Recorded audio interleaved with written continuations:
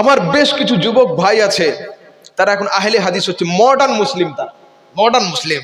ঠিক আছে, তারাবির নামাজ 20 রাকাত থেকে 12 রাকাত মাইনাস করে 8 রাকাত, বেতরের নামাজ 3 রাকাত মাইনাস করে 1 রাকাত। আচ্ছা বলুন, কিয়ামতের দিনে যদি আল্লাহ আমাদেরকে বলেন যে তারাবির নামাজ 8 রাকাতটাই ঠিক, আমাদের কোনো অসুবিধা আছে? আমরা কি করব? হাসবো, রিল্যাক্স করব, আর ফেরেশতাদের দপ্তরে গিয়ে বলবো যে তোমরা 8 রাকাত তারাবির খাতায় জমা করো আর বাকি 12 রাকাত নফলের খাতায় লিখে নাও, কোনো চিন্তা নেই। কেন? 20 তো নিয়ে গিয়েছি হাতে ব্যালেন্স। আর যদি আল্লাহ পাক কিয়ামতের দিনে বলেন যে 20 রাকাত তারাবিটাই ঠিক ছিল, তাহলে আহলে হাদিসরা কি করবে? দুটো অপশন, আল্লাহ আরেকবার দুনিয়ায় পাঠাও, পড়ে আসি, আর নয়তো আমাদের কাছে চাইবে, হানাফিরা ধার দিবে। আমরা বলবো না ভাই, ধারের কারবার কিয়ামতের দিনে হয় না, সেই জন্য নামাজে গাফিলতি করবেন না। রাসূল সাল্লাল্লাহু আলাইহি ওয়াসাল্লাম নিজে 20 রাকাত পড়েছেন, সাহাবীরা 20 রাকাত পড়েছে। রাসূলের যুগ থেকে নিয়ে এই 2026 পর্যন্ত আরবের কাবা গৃহের সামনে নবীর পবিত্র মসজিদে 1500 বছর ধরে 20 রাকাত তারাবি হয়ে আসছে। কেবলমাত্র দুবার তারাবির নামাজ কম হয়েছে। একবার আজ থেকে 450 বছর আগে খুব বড় ধরনের একটা সমস্যা এসেছিল, সেই সময় তারাবির নামাজ 12 রাকাত হয়েছিল। আর এবারে যখন করোনা হলো তখন কাবা ঘরের সামনে 12 রাকাত তারাবি হয়েছে হযরত, 8 রাকাত নয়। যারা উঠতে বসতে সৌদি সৌদি বলে দলিল করে চিল্লায়, তারা সৌদির এই দুটো আমলকে নেয় না কেন? সৌদি আরবে আজও 20 রাকাত তারাবি হয়, আরবেও, মক্কাতেও হয়, মদিনাতেও হয়। ঠিক আছে, আসুন, আমাদের সমাজে বেশ কিছু ভাই আছে, তাদের দাবি হলো এই, বুখারীতে যা আছে মানি, বুখারীর বাইরে কিছু মানি না। এই দাবি মূর্খতা, অজ্ঞতা ছাড়া কিছুই নয়। যদি কোনো ভাই আপনাকে বলেন বুখারীতে যা আছে মানি, বাইরে কিছু মানি না, আপনি পকেট থেকে পেন আর একটা কাগজ নিয়ে ওকে দিয়ে দিবেন যে তুমি লিখে সই করে দাও, বুখারীতে যা আছে মানি, বাইরে মানি না। যদি সই করে দেয়, কি বলবেন? ঠিক আছে, এবার আপনারা বলুন, কবরে কটা প্রশ্ন হয়?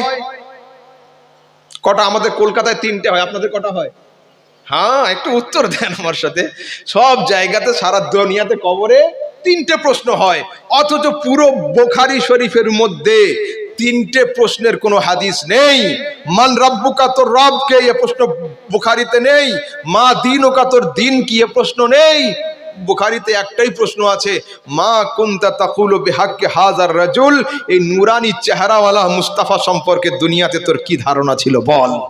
তো যদি কেউ বলে, দাবি করে বুখারীতে যা আছে মানি, এর বাইরে কিছু মানি না, তো কবরে 3টে প্রশ্ন আর মানতে পারবে না, কবরের একটা প্রশ্ন মানতে হবে।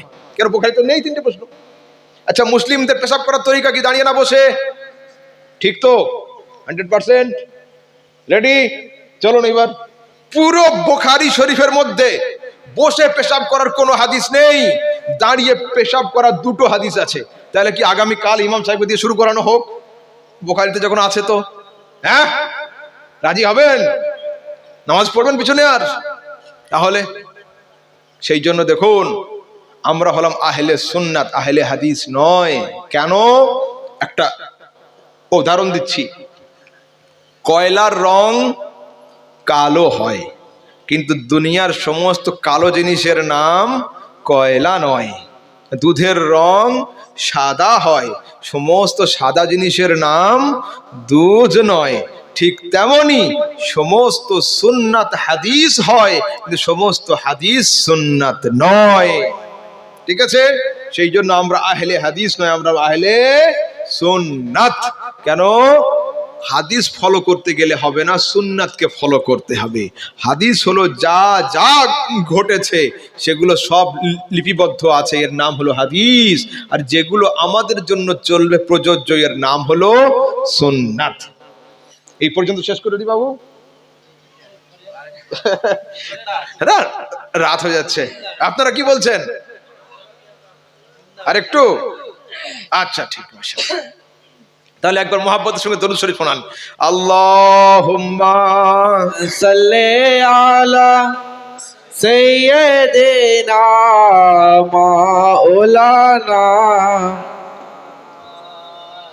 ওয়ালা আলি সাইয়্যিদিনা।